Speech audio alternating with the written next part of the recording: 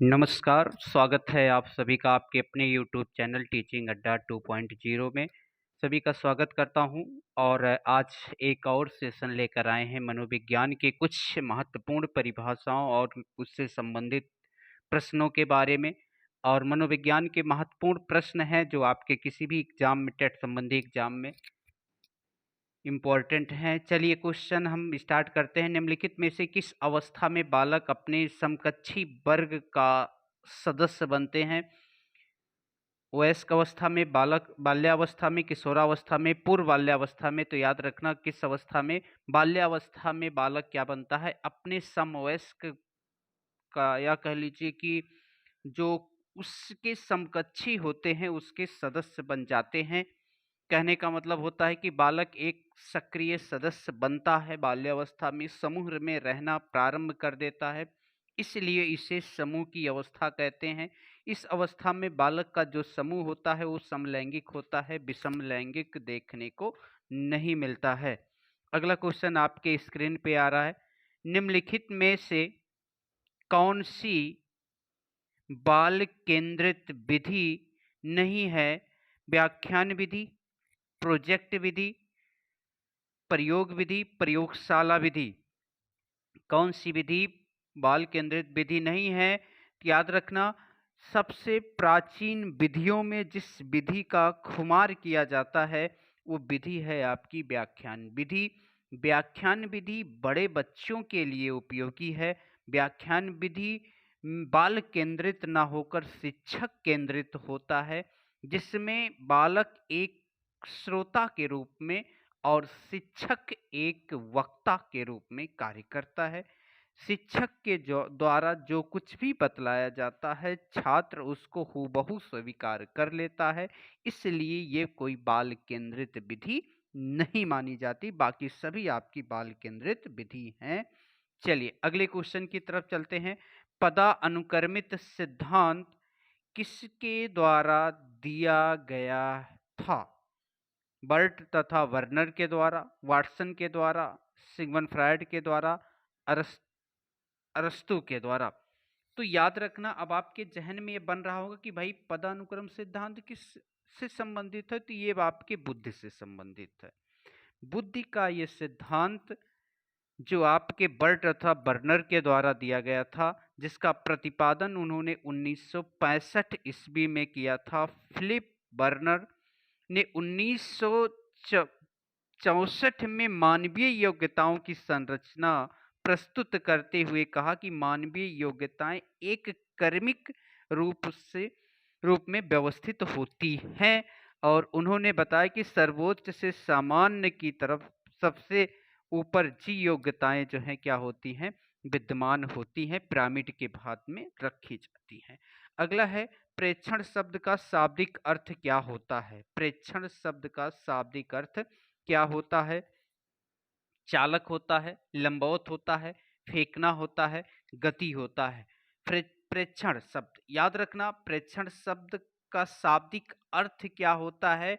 तो प्रेक्षण शब्द का शाब्दिक अर्थ होता है आरोपण। आरोपण अथवा बालक अपने मन की भावनाओं को किसी चित्र अथवा उद्दीपक के द्वारा आरोपित करते हुए व्यक्त करता है। अर्थात प्रेक्षण से जो तात्पर्य होता है तो इसमें अचेतन को जानने की एक प्रक्रिया है। प्रेक्षण का मतलब फेंकने से होता है, जिस शब्द का प्रयोग सर्वप्रथम मनोविश्लेषणवादी सिगमंड फ्रायड ने किया था। अगला क्वेश्चन है व्यक्तित्व परीक्षण की कौन सी विधि में प्रत्यक्ष विचार विमर्श आवश्यक है? कौन सी विधि जो है प्रत्यक्ष विचार विमर्श के लिए आवश्यक है? प्रश्नावली, जीवन इतिहास, साक्षात्कार, प्रासंगिक अंतर्बोध। प्रश्नावली में व्यक्ति को प्रश्न दे दिया जाता है जिसके द्वारा जो है उसमें अपने अनुसार उसमें निशान लगाने होते हैं, लिखने होते हैं। जीवन इतिहास में हम बालक के बारे में जानकारी किसी दूसरे से लेते हैं, लेकिन जब हम आपके कहते हैं साक्षात्कार, साक्षात्कार वास्तव में एक ऐसी विधि है जहां हम आमने सामने क्या करते हैं? प्रतिक्रिया करते हैं।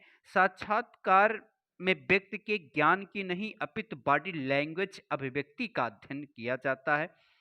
व्यक्ति की जो है लगभग 55% उसकी बॉडी लैंग्वेज का योगदान होता, 38% उसकी अभिव्यक्ति का और 7% उसके कह लीजिए कि अभिव्यक्ति का होता है।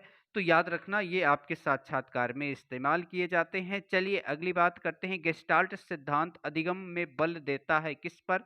यांत्रिकता पर, कार्य निष्पादन पर, नियमितता पर, मानसिक क्रिया पर।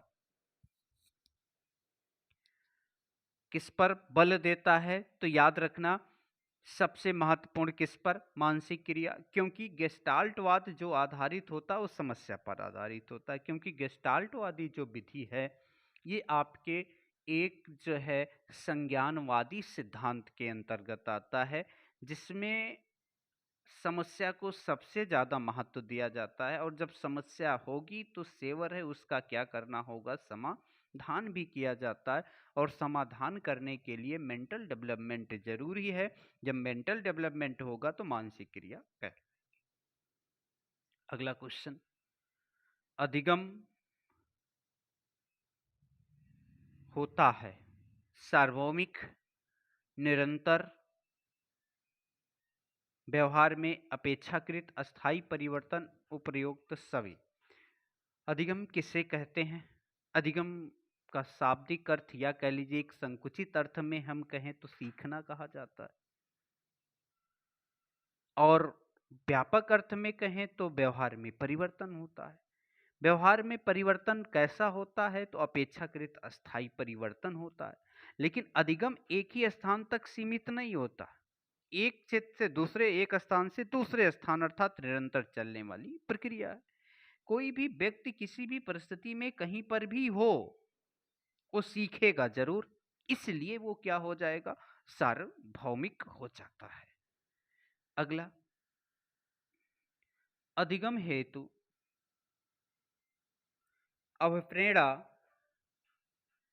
का कौन सा विकल्प अपेक्षाकृत उपेक्षणीय है? अर्थात जिस चीज का हम उपेक्षा करें, नवाचार का प्रयोग, जिज्ञासा उत्पन्न करना, पुरस्कार देना, उपयोगिता बतलाना।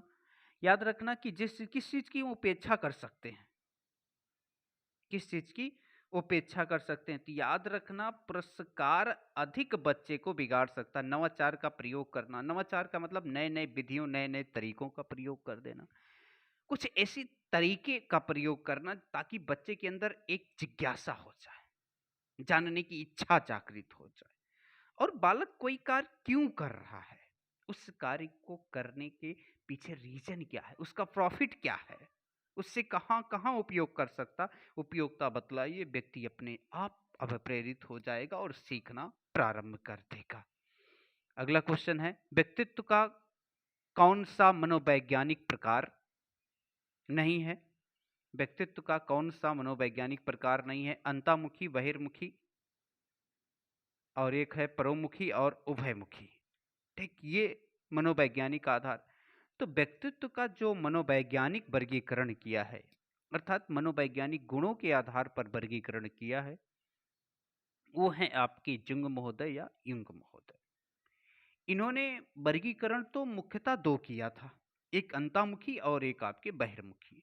लेकिन बाद में कहा जाता है कि उभयमुखी भी जोड़ा गया है, और उनके शिष्यों के द्वारा या इसमें संशोधन किया गया कि दोनों प्रकार के तो किसी में कभी कभी देखने को मिलते हैं, इसलिए इस प्रकार के व्यक्तित्व में आपके क्या आ जाता है? उभयमुखी। लेकिन परमोमुखी जो है जिसका जिक्र उन्होंने ऐसा कुछ नहीं किया था। अगला क्वेश्चन, किस अवस्था को टोली या समूह की आयु कहते हैं? तो कौन सी अवस्था है जिसमें हम शैशवावस्था, बाल्यावस्था, किशोरावस्था, प्रौढ़ावस्था, शैशवावस्था, बाल्यावस्था, किशोरावस्था और प्रौढ़ावस्था। तो ये आपकी अवस्थाएं किसे हम टोली या समूह की अवस्था कहते हैं। तो बाल्यावस्था को हम टोली या समूह अवस्था के नाम से जानते हैं। और मैंने जिक्र ही इससे पहले इसी क्लास में हमने जिक्र किया था कि जो टोली होती है वो समलैंगिक होती है, विषमलैंगिक नहीं होती है। और समूह भी इसके अगर हम कहें अस्थाई समूह बनते तो अस्थाई समूह नहीं बनता, बस स्वार्थ के लिए बनता है। अर्थात जब तक खेल रहे हैं समूह में खेलेंगे, अर्थात समूह में रहना पसंद तो करते हैं, लेकिन समूह अस्थाई नहीं होता है। लेकिन जब किशोरावस्था में पहुंचते हैं तो समूह क्या हो जाता है? अस्थाई हो जाता है। अगला क्वेश्चन,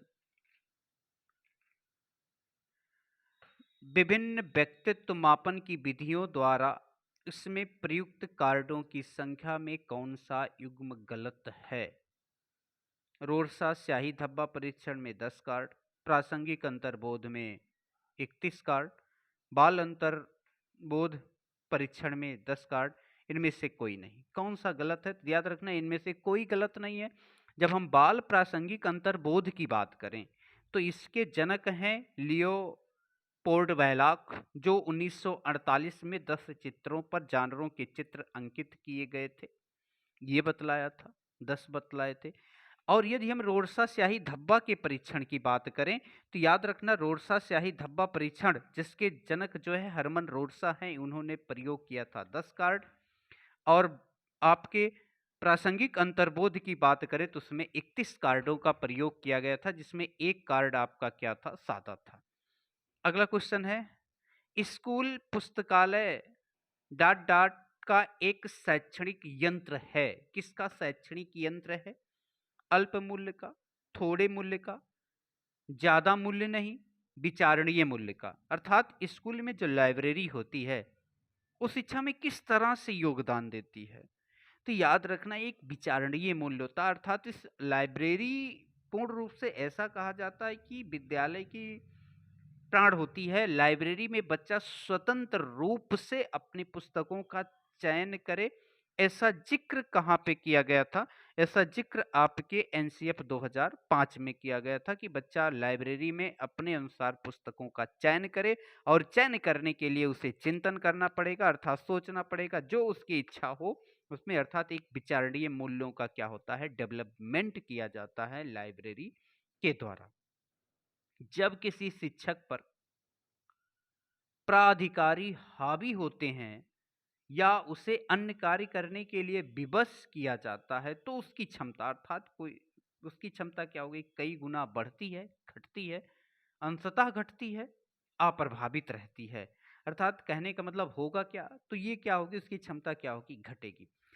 कल्पना करिए कि जैसे मान लीजिए कि किसी भी विद्यालय में लगातार प्राधिकारी का मतलब उससे ऊपर के जो अधिकारी हैं वो हावी होते हैं, दबाव डालते हैं कि नहीं आपको ये काम करना है, आपको ये काम करना है, आपको विवश किया जाता है ऐसे कार्य करने के लिए। तो सेवर है आप अपनी क्षमता, अपनी योग्यता, अपनी कुशलता का सही से प्रयोग नहीं कर पाएंगे। अर्थात जिस लिए आप आए हैं उस चीज का आप प्रयोग नहीं कर सकते हैं, तो धीरे धीरे आपकी क्षमताओं में क्या आने लगेगी? कमी आने लगेगी। ऐसा जिक्र यहाँ पे किया गया है। अगला क्वेश्चन, एक शिक्षक को समाज में सम्मान मिलना चाहिए जब वह एक आदर्श जीवन जीता हो, निष्ठापूर्वक अपनी ड्यूटी करता हो, प्रभावी तरीके से पढ़ाने में सक्षम हो। ये सभी कब सम्मान देना चाहिए? कब सम्मान मिलता है एक शिक्षक को? तो याद रखना ये सभी, क्योंकि आदर्श जीवन जीता है, क्योंकि प्रत्येक शिक्षक किसी न किसी बालक के जो है आइडियल जरूर होते हैं, और इसलिए उसे अपने आदर्श का प्रदर्शन करना चाहिए, आदर्श जीवन जीना चाहिए, जिसका प्रभाव बच्चे के ऊपर स्पष्ट रूप से पड़ता है। और यदि निष्ठापूर्व अपनी ड्यूटी का निर्वाह भी करना चाहिए, और साथ साथ तरीके पता हो पढ़ाने का कि पढ़ाना कैसे है, समझाना कैसे है, बतलाना कैसे है, क्या बतलाना है, कब बतलाना है, कैसे बतलाना है, इसका ज्ञान जरूर होना चाहिए। अगला, मस्तकोद्मुखी या निकट से दूर का क्रम किस क्रिया का अंग है? अर्थात मस्तकोद्मुखी, सिफेलोकोडेट, निकट से दूर क्रम की बात करें तो याद रखना प्रॉक्सिमल डिस्टेंस। दो सिद्धांत हैं, दो नियम हैं। ये चेतना से संबंधित है, विकास से संबंधित है, विवृद्धि से संबंधित है, संशोधन से संबंधित है। तो याद रखना ये विकास की क्या है? नियम है। इसीलिए कहा जाता है कि विकास का जो नियम होता है वो क्या है? निश्चित है। और निश्चित के साथ साथ हम कहें तो ये विकास के किस नियम में आएंगे? तो विकास की दिशा का नियम है, क्योंकि विकास की दिशा के कितने नियम हैं, तो 2 हैं। और ये 2 नियम जो है क्या होते हैं, निश्चित होते हैं। दिशा क्या होती है, हमेशा निश्चित होती है, उसमें परिवर्तन नहीं होता है। विकास हमेशा सिर से पैर की तरफ होता है, केंद्र से बाहर की तरफ होता है। अगला, किसी व्यक्ति के जैविक विकास के लिए क्या शब्द इस्तेमाल किया जाता है? अधिगम किया जाएगा, परिपक्वता किया जाएगा, व्यक्तित्व किया जाएगा, आयु वृद्धि किया जाएगा। जैविक विकास की बात की जाती है, जिसमें अधिगम की कोई आवश्यकता नहीं होती। जैविक या शारीरिक जैविक विकास को हम कह सकते हैं क्या, फिजिकल डेवलपमेंट भी कह सकते हैं। तो इसमें आपका क्या हो जाएगा, परिपक्वता। परिपक्वता का मतलब यहाँ किससे है, याद रखना, अगर वास्तव में हम परिपक्वता की बात करें तो परिपक्वता वो होती है जिसमें आपके अपने संवेगों पर नियंत्रण करने की क्षमता आ जाए, तो आप परिपक्व हैं। लेकिन यहाँ हम जब विकास में परिपक्वता की बात करते हैं तो परिपक्वता का मतलब होता है आपका शारीरिक विकास पूर्ण होना, मानसिक विकास पूर्ण हो जाना, अर्थात आप में चिंतन करने की क्षमता क्या होती है, विकसित हो जाती है। अगला क्वेश्चन, निम्नलिखित में से कौन सा वृद्धि एवं विकास का प्रथम चरण है? Physical development, mental development, social development, moral development, शारीरिक विकास, मानसिक विकास, सामाजिक विकास और नैतिक विकास। अब हम आपको एक और चीज पर जिक्र कर देते हैं, क्योंकि जब हम वृद्धि एवं विकास की बात करते हैं तो अब वृद्धि एवं विकास के डोमेन्स होते हैं, पक्ष होते हैं, क्षेत्र होते हैं। तो वो कितने होते हैं, 4 होते हैं। तो जो पहला होता है वो आपका फिजिकल डेवलपमेंट होता है, शारीरिक विकास होता है। और फिजिकल डेवलपमेंट का पार्ट ही है क्या, मोटर डेवलपमेंट। उसके बाद मानसिक डेवलपमेंट होता है, मानसिक डेवलपमेंट का पार्ट है क्या, लैंग्वेज डेवलपमेंट। और सोशल डेवलपमेंट के साथ साथ आपका याद रखना, सोशल के साथ साथ आपके नैतिक डेवलपमेंट अर्थात मोरल डेवलपमेंट आते हैं, और एक आपका इमोशनल डेवलपमेंट आता है। ठीक, अगला है, किसी व्यक्ति के विकास के संबंध में क्या सही नहीं है, अर्थात किसी व्यक्ति के विकास के संबंध में क्या सही नहीं है। विकास क्या है, विकास जन्म से लेकर मृत्यु तक जारी रहता है। वृद्धि विकास का हिस्सा है। परिवर्तन को देखा और मापा जा सकता है। उपर्युक्त सभी बातें पूछी जा रही किसके बारे में, विकास के बारे में। तो विकास में परिवर्तनों को मापा और देखा नहीं जा सकता है, क्योंकि वो विकास नहीं, वो वृद्धि हो जाएगी। और अभिवृद्धि का समय निश्चित होता है, विकास आजीवन चलने वाली प्रक्रिया है। इसलिए वृद्धि जो है विकास का एक हिस्सा है, और विकास जो होता है वो जन्म से लेकर मृत्यु तक चलता रहता है। इसके परिवर्तनों को एहसास किया जा सकता है, देखा नहीं जा सकता है। चलिए अगले क्वेश्चन की तरफ चलते हैं। किस शिक्षण सूत्र के अनुसार या के अनुसरण से बालक में रुचि जागृत होती है? अंश पूर्ण से अंश की ओर, मूर्त से अमूर्त की ओर, विशिष्ट से सामान्य की ओर, आगमन से निगमन की ओर। इसमें चुनना बड़ा कठिन होगा, लेकिन विकल्प जो आपका सही होगा वो मूर्त से अमूर्त की तरफ। कुछ लोगों का विचार होगा कि हो सकता आगमन से निगमन, लेकिन आगमन से निगमन यदि विधि आ जाती तब आप आगमन से निगमन की तरफ चलते। और विशिष्ट से सामान्य की ओर, अर्थात विशिष्ट आपका क्या होता है, उदाहरण, और सामान्य क्या होता है, नियम। तो दोनों आगमन से निगमन की तरफ बात ही की जा रही है तीसरे और चौथे विकल्प में। तो हमेशा हम मूर्त चीजों को दिखाकर अमूर्त चीजों के बारे में बच्चे को बतलाते हैं।